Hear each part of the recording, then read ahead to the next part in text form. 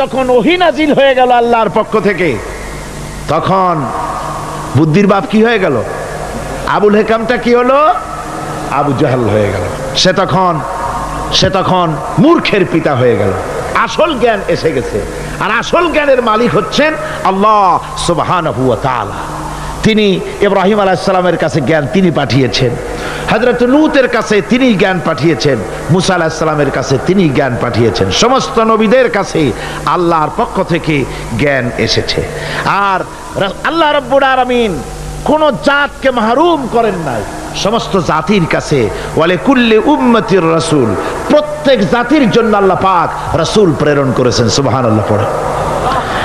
আল্লাহ রাব্বুল আলামিন বলেছেন, ওয়ালাকাদ বাআসনা ফি কুল্লি উম্মাতির রাসূলা আন ইবুদুল্লাহ ওয়া